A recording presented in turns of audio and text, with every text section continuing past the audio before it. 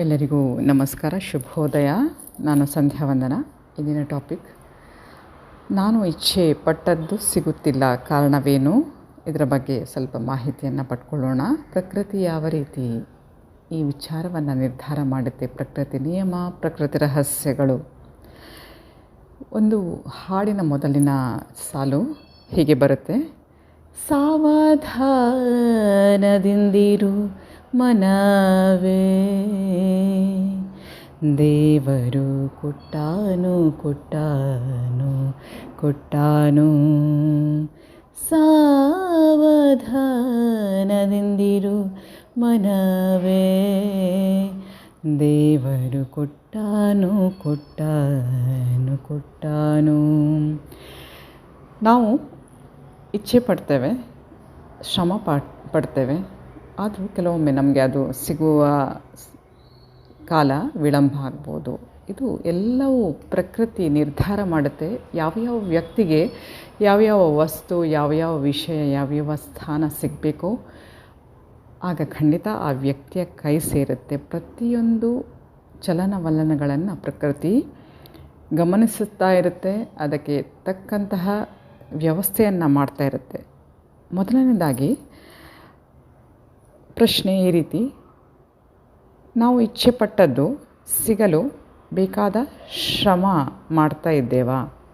ಅಕಸ್ಮಾತ್ ನಮ್ಮಲ್ಲಿ ಯಾವುದಾದ್ರು ಇಚ್ಛೆ ಇದ್ದರೆ ಅದನ್ನು ಪಡೀಲಿಕ್ಕೆ ಬೇಕಾದಂತಹ ಶ್ರಮ ಹಾಕುವಂಥದ್ದು ನಮ್ಮ ಕರ್ತವ್ಯ. ನಾವು ಆ ಶ್ರಮ ಹಾಕ್ತಾ ಇದ್ದೇವೆಯಾ? ಆ ಪ್ರಶ್ನೆಯನ್ನು ನಾವು ನಮಗೆ ಕೇಳ್ಕೊಳ್ಬೇಕಾಗತ್ತೆ. ಎರಡನೆಯದಾಗಿ, ನಾವು ಮಾಡುತ್ತಿರುವಂತಹ ಶ್ರಮ ನಿರಂತರವಾಗಿದೆಯಾ? ಶ್ರಮ ಕೆಲವೊಮ್ಮೆ ನಾವು ಒಂದೆರಡು ಬಾರಿ ಪ್ರಯತ್ನ ಮಾಡ್ತೇವೆ, ಆಮೇಲೆ ಫಲ ಸಿಗಲಿಲ್ಲ ಅಂತ ಹೇಳಿ ಬಿಟ್ಟು ಬಿಡ್ತೇವೆ. ಕೆಲವೊಂದು ಬಾರಿ ಪ್ರಕೃತಿಯಲ್ಲಿ ಬೇರೆ ಯಾವುದೋ ಒಂದು ಪ್ರಕ್ರಿಯೆ ನಡೀತಾ ಇರುತ್ತೆ, ನಮ್ಮ ಕೆಲಸಕ್ಕೆ ಬೇಕಾದ ಫಲ ಆಗ ಸಿಗದೇ ಇರ್ಬೋದು. ಶ್ರಮವನ್ನು ರಿಪೀಟ್ ಮಾಡ್ತಾ ಇದ್ದ ಹಾಗೆ, ನಿರಂತರ ಮಾಡ್ತಾ ಇದ್ದ ಹಾಗೆ ಆ ಶ್ರಮಕ್ಕೆ ತಕ್ಕ ಫಲ ಸಿಗುತ್ತೆ. ಹಾಗಾಗಿ ಎರಡನೇ ಪ್ರಶ್ನೆ, ನಾವು ಮಾಡುತ್ತಿರುವ ಶ್ರಮ ನಿರಂತರವಾಗಿದೆಯೇ? ಮೂರನೇದ ಪ್ರಶ್ನೆ, ನಾವು ಮಾಡುವ ಕೆಲಸದ ಫಲದ ಮೇಲೆ ನಮಗೆ ಅತಿಯಾದ ಆಸೆ ಇದೆಯಾ? ಇದ್ದಲ್ಲಿ ಆ ಆಸೆಯಿಂದ ವಿಮುಖರಾಗುವಂತಹ ಪ್ರಯತ್ನ ಇರಲಿ. ಶ್ರಮದ ಫಲ ಆದಷ್ಟು ದೇವರಿಗೆ ಸಮರ್ಪಣೆ ಮಾಡಲಿಕ್ಕೆ, ಆ ಪರಮಾತ್ಮ, ಆ ಪ್ರಕೃತಿಗೆ ಸಮರ್ಪಣೆ ಮಾಡುವ ಪ್ರಯತ್ನ ಇರಲಿ. ಇನ್ನೊಂದು ವಿಚಾರ, ಶ್ರಮ ಮಾಡಿಯೂ ಫಲ ಸಿಗದೇ ಇರಲು ಬೇರೆ ಯಾವ್ಯಾವ ಕಾರಣ ಇರ್ಬೋದು. ಯಾಕಂದರೆ ಯಾವುದೇ ಒಂದು ಕೆಲಸ ಆಗಲಿಕ್ಕೂ, ಯಾವುದೇ ಒಂದು ಕೆಲಸ ಆಗದೇ ಇರೋದಕ್ಕೂ ಪ್ರಕೃತಿಯಲ್ಲಿ ಒಂದು ಕಾರಣ ಅಲ್ಲ, ಅನೇಕ ರೀತಿಯ ಬೇರೆ ಬೇರೆ ಕಾರಣಗಳಿರುತ್ತವೆ. ನಾವೆಲ್ಲರೂ ಒಬ್ರಿಗೊಬ್ಬರು ಸಂಬಂಧಪಟ್ಟಿದ್ದೇವೆ, ವಸುದೈವ ಕುಟುಂಬ ಅಂತ ಹೇಳ್ತೇವೆ. ಪ್ರತಿಯೊಬ್ಬರ ಎನರ್ಜಿ ಒಬ್ರಿಗೊಬ್ಬರು ಕನೆಕ್ಟ್ ಆಗಿರುತ್ತೆ. ನನ್ನ ಜೀವನದಲ್ಲಿ ಆಗುವ ಘಟನೆ, ಅದರಿಂದ ಪ್ರಭಾವ ಇನ್ನೊಬ್ಬರಿಗೆ ಬೀಳ್ತಾ ಇರುತ್ತೆ. ಇನ್ನೊಬ್ಬರ ಜೀವನದಲ್ಲಿ ಆಗ್ತಾ ಇರುವಂತಹ ಘಟನೆಯ ಪ್ರಭಾವ ನನ್ನ ಜೀವನದ ಮೇಲೂ ಆಗಿರುತ್ತೆ. ಹಾಗೆ ಕಾರಣಗಳು ಅನೇಕ ಇರುತ್ತೆ. ಶ್ರಮ ಮಾಡಿಯೂ ಶ್ರಮದ ಫಲ ಸಿಗದೇ ಇರಲು ಇತರ ಕಾರಣಗಳು ಏನಿರ್ಬೋದು ನೋಡೋಣ. ಒಂದು, ನಾವು ಈ ಪ್ರಕೃತಿ ಅಂದರೆ ಈ ಪರಮಾತ್ಮನ ಜೊತೆ ಮಾಡಿಕೊಂಡಿರುವಂತಹ ಕಾಂಟ್ರಾಕ್ಟ್. ಪ್ರತಿಯೊಂದು ಕೆಲಸ, ಪ್ರತಿಯೊಂದು ಘಟನೆ ನಮ್ಮ ಒಪ್ಪಿಗೆಯ ಮೇಲೆಯೇ ನಡೀತಾ ಇರುತ್ತೆ.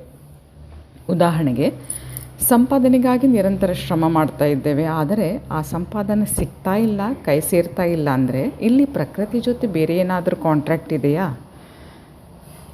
ಉದಾಹರಣೆ ಮೂಲಕ ಹೇಳೋದಾದರೆ, ಆಧ್ಯಾತ್ಮಿಕವಾಗಿ ಬೆಳೆಯುವ ಇಚ್ಛೆ ಒಬ್ಬ ವ್ಯಕ್ತಿಯಲ್ಲಿ ಇದ್ದಾಗ, ಆಧ್ಯಾತ್ಮಿಕ ಬೆಳವಣಿಗೆ ಅಂದರೆ ನಮ್ಮನ್ನು ನಾವು ಇಂಪ್ರೂವ್ ಮಾಡ್ಕೊಳ್ಳೋದು, ನಮ್ಮ ಆತ್ಮ ಬಲವನ್ನು ಇಂಪ್ರೂವ್ ಮಾಡ್ಕೊಳ್ಳೋದು.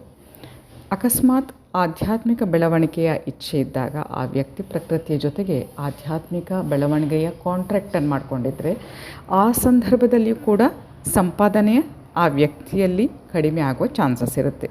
ಯಾಕಂದರೆ ಕೆಲವೊಮ್ಮೆ ನಮ್ಮ ಕೈಯಲ್ಲಿ ಹಣ ಇದ್ದಾಗ ಈ ಇನ್ನರ್ ವರ್ಕ್, ನಮ್ಮ ಆಧ್ಯಾತ್ಮಿಕ ವಿಚಾರಗಳ ಬಗ್ಗೆ ಗಮನ ಕಡಿಮೆ ಆಗುತ್ತೆ. ಹಾಗಾಗಿ ಹಣವನ್ನು ಬರುವಂಥದ್ದು, ಹಣವನ್ನು ರಿಸೀವ್ ಮಾಡುವಂತಹ ವಿಚಾರವನ್ನು ಆ ಪ್ರಕ್ರಿಯೆಯನ್ನು ಆ ವ್ಯಕ್ತಿ ಮುಂದೂಡುವಂತಹ ಒಂದು ರೀತಿಯ ಕಾಂಟ್ರಾಕ್ಟ್ ಕೂಡ ಇರುವ ಸಾಧ್ಯತೆ ಇರುತ್ತೆ. ಮತ್ತೊಂದು ವಿಚಾರ ಹೇಳೋದಾದರೆ, ಕರ್ಮದ ಲೆಕ್ಕಾಚಾರ ಬಾಕಿ ಇದ್ದಲ್ಲಿ. ಕರ್ಮದ ಲೆಕ್ಕಾಚಾರ ಅಂದರೆ ನಾವು ಏನು ಮಾಡ್ತೇವೋ ಅದೇ ನಮಗೆ ವಾಪಸ್ ಬರುತ್ತೆ. ನಮ್ಮ ಕರ್ಮದ ಲೆಕ್ಕಾಚಾರ ಅಕಸ್ಮಾತ್ ನಡೀತಾ ಇದ್ದಲ್ಲಿ ನಮ್ಮ ಕೆಲಸದಿಂದ, ನಮ್ಮ ಮಾತಿನಿಂದ, ನಮ್ಮ ಆಲೋಚನೆಯಿಂದ ಇನ್ನೊಬ್ಬ ವ್ಯಕ್ತಿಯ ಸಂಪಾದನೆಗೆ ತೊಂದರೆ ಬಿದ್ದಿದ್ದಲ್ಲಿ, ಪೆಟ್ಟು ಬಿದ್ದಿದ್ದಲ್ಲಿ, ಅಂತಹ ಸಂದರ್ಭದಲ್ಲಿ ಆ ಕರ್ಮದ ಲೆಕ್ಕಾಚಾರವನ್ನು ಪೂರ್ತಿ ಮಾಡಬೇಕಾಗುತ್ತೆ. ಅಂತಹದ್ದು ಯಾವುದಾದ್ರೂ ವಿಚಾರಗಳು ನಡೀತಾ ಇದ್ದಲ್ಲಿ ಆಗಲೂ ಕೂಡ ಸಂಪಾದನೆ ನಿಧಾನ ಆಗುವಂತಹ ಚಾನ್ಸಸ್ ಇರುತ್ತೆ. ಇದೇ ರೀತಿ ಮೈ ಡಿಯರ್ ಫ್ರೆಂಡ್ಸ್, ಇತರ ವಿಚಾರಗಳಲ್ಲೂ ಕೂಡ ನಾವು ಬೇರೆ ಬೇರೆ ಒಂದು ರೀತಿಯ ಆಸೆಗಳನ್ನು ಇಟ್ಕೊಂಡಿರ್ತೇವೆ, ಶ್ರಮ ಪಡ್ತಾ ಇರ್ತೇವೆ. ಕೆಲವೊಮ್ಮೆ ನಮ್ಮ ಕೈ ಸೇರಲು ಸಮಯ ತಗೊಳ್ಳುತ್ತೆ. ಸೊ ಅದಕ್ಕೆ ಪ್ರಕೃತಿಯಲ್ಲಿ ಇರುವಂತಹ ಅನೇಕ ಪ್ರಕ್ರಿಯೆಗಳು ಇದರಲ್ಲಿ ಇನ್ವಾಲ್ವ್ ಆಗಿರೋದ್ರಿಂದ ಕೆಲವೊಮ್ಮೆ ಫಲ ಸಿಗುವಂಥದ್ದು ಡಿಲೇ ಆಗ್ಬೋದು. ಹಾಗಾಗಿ ಪ್ರತಿಯೊಬ್ಬರು ಆದಷ್ಟು ಸಮಾಧಾನವಾಗಿ ಈ ವಿಚಾರದಲ್ಲಿ ನಾವು ಇರುವಂಥದ್ದು ಅಗತ್ಯ. ಮೈ ಡಿಯರ್ ಫ್ರೆಂಡ್ಸ್, ಈ ವಿಡಿಯೋವನ್ನು ಇಲ್ಲೇ ಮುಕ್ತಾಯಗೊಳಿಸ್ತಾ ಇದ್ದೇನೆ. ಇನ್ನು ಮುಂದಿನ ಟಾಪಿಕ್ನ ಜೊತೆಗೆ ತಮ್ಮನ್ನು ಮತ್ತೆ ಭೇಟಿಯಾಗ್ತೇನೆ. ಅಲ್ಲಿವರೆಗೆ please take care. Have a good day. ಜೈ ಶಿವಶಕ್ತಿ, ಜೈ ಮಾ ಕಾಳಿ, ಜೈ ಶ್ರೀಕೃಷ್ಣ. ಶ್ರೀಕೃಷ್ಣ ಅರ್ಪಣಮಸ್ತು. Thank you.